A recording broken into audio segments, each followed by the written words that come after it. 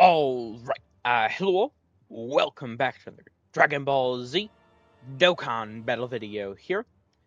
So today I wanted to do we have the details for EZA Future 17, uh, Future 17 and 18 rather, as well as EZA, I suppose it's actually Dr. Gero at 19, but I just say 19 and 20, because I mean he is Android 20. But anyway, so both these guys look really crazy. Obviously, I did the full breakdown as well as the rainbow defense calcs earlier on. So what we're doing here, of course, is the 55% defense calcs. Now, both of these guys, I mean, their kits are just like really well designed. I at first could not like tell just off the paper here, like just the baseline numbers, like how powerful Future 17 and 18 were. Like I just they're crazy. And 19 and 20 I really like as well. So jumping in here, all right, we're just gonna start with 55% for 17 and 18, and then we'll go down to 19 and 20. I mean they appear to be really crazy, right? I I don't know, like they're just so well designed. I mean versus Key Blast Supers, like they have the nullification, like you're going to be dominating the Rose and Zamasu fight, no matter what.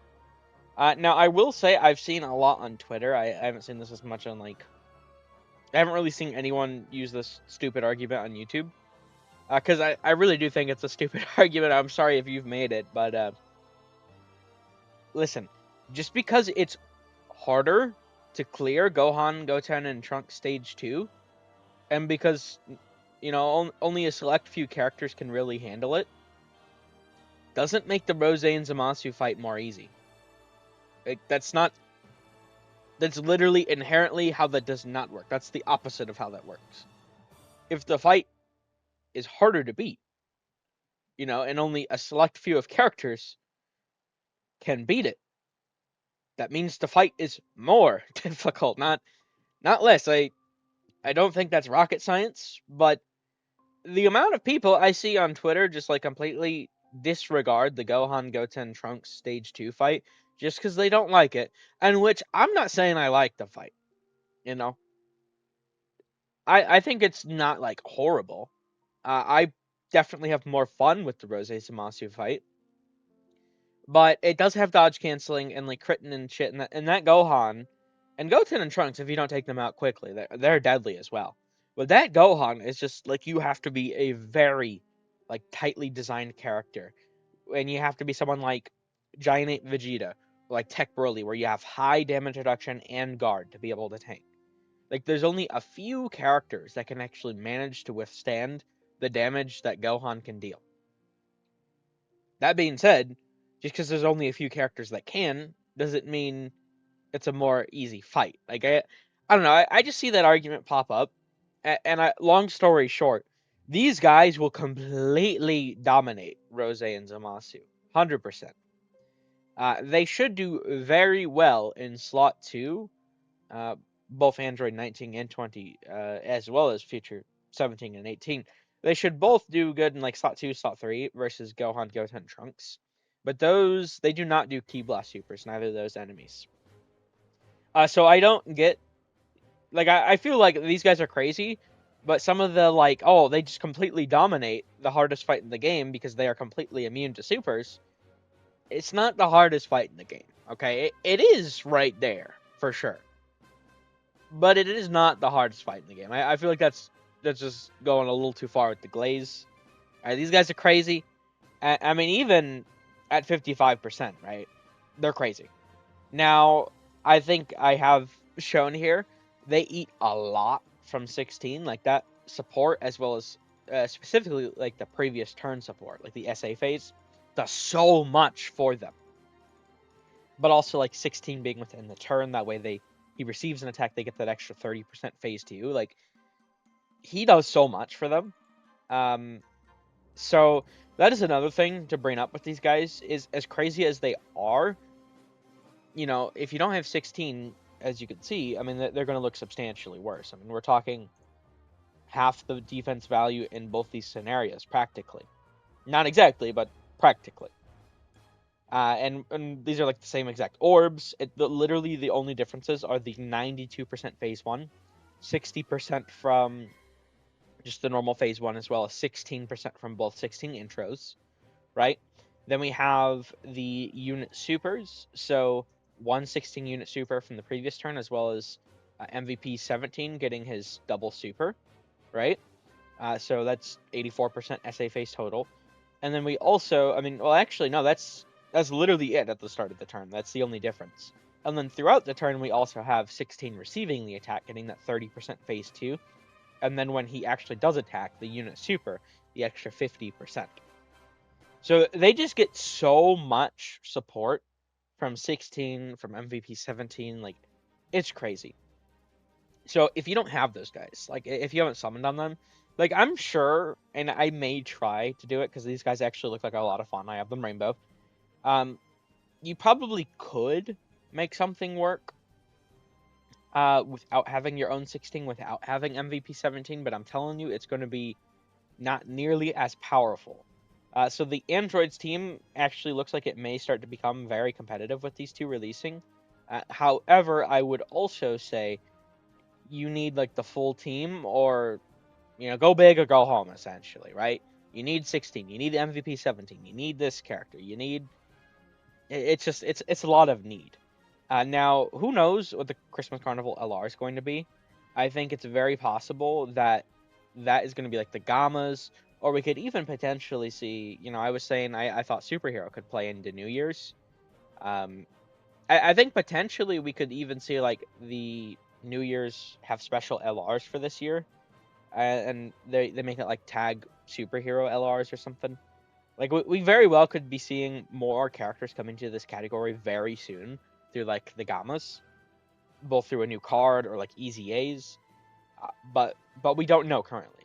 So keep that all in mind. But Future 17 and 18, like they keep in mind. I mean, they have, what is this? 52% damage reduction, like with 53% dodge. Like that's crazy. I feel like they're just so well designed. And then, I mean, keep in mind they also have the Ghost Usher, so like they just have so much tools in their pocket. Then we go down to 55% for Android 19 and 20. They are very, very simple here. And they're honestly even pretty good, I would say, still at 55% now. In particular, you are going to probably want, the support does a lot for them as well, obviously. Um, but I don't know. So with this character, they actually look to be really good. I mean, once again, versus Key Blast Supers, they are completely immune. In fact, they even heal off the damage. So imagine building up Rose fully, you put this character slot 1, and they just heal for like 39% of 20 million damage or something. Like, actually, I suppose, I don't know. It's been forever since I've used them. I don't actually know when exactly their HP, like a regen, calculates. 39% of the damage absorbed. So I don't know if like the damage reduction would go up first, and that would like mess with the amount of HP you'd regen. But essentially, against like Rose, either way, you should practically get a full heal off that. Like, they're crazy. But once again, I mean, versus the hardest fight in the game, they're not as crazy. Although honestly, I mean, I think they should still dominate that fight too. When they have 39% damage reduction, they should be fine versus normals. If they get supered by like Goten and Trunks, they'll probably die. So I think going like a full dodge build on these guys is probably worth it. And the thing is, I mean, I do like to do the 55% calcs even for like easy A's, but you got to think, I mean, this card, Future 17 and 18, they've been out for years. It's not like guaranteed or anything, because I say that, and then, the next ETA we know is coming, AGL Trunks. I only have him 55%. And the only copy I've ever gotten of him, this was when I was a spending player.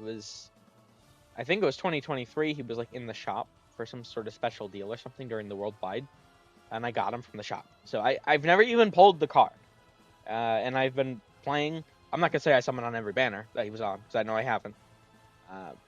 But I've been playing since before he came out. So, I that's why I like to do the 55% calcs for easy A's too.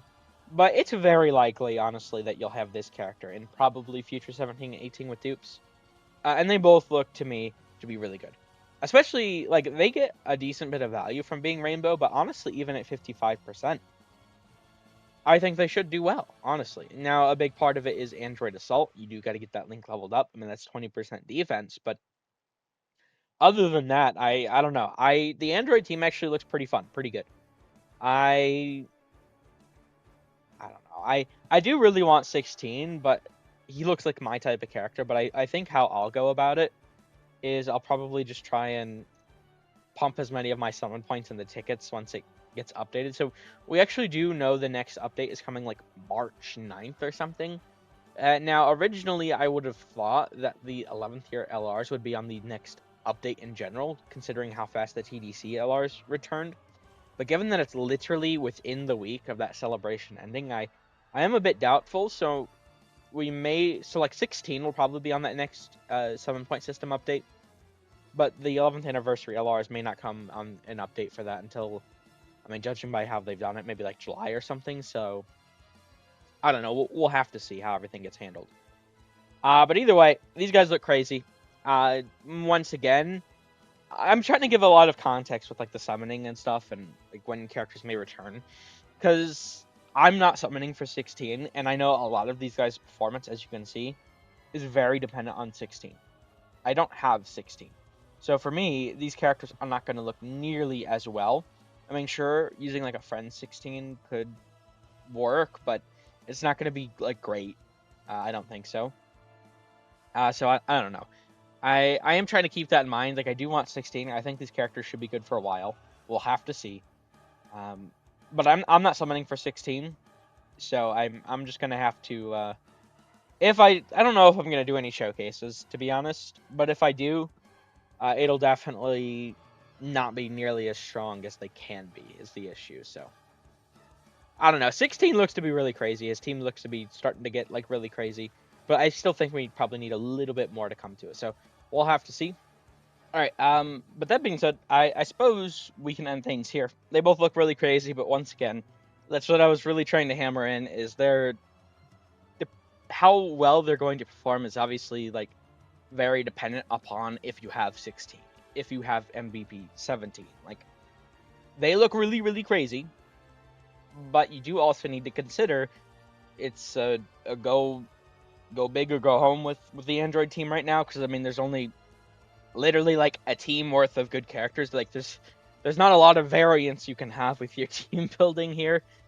So keep that in mind. But I think they did very well with both these EZAs, and I'm definitely seeing how good these guys are makes me very excited to see AGL Trunks. Hopefully he has a huge redemption. I don't know. We'll have to see though. But with that being said, I'm going to end things here. Thank you all for watching. I hope you enjoyed. Take care.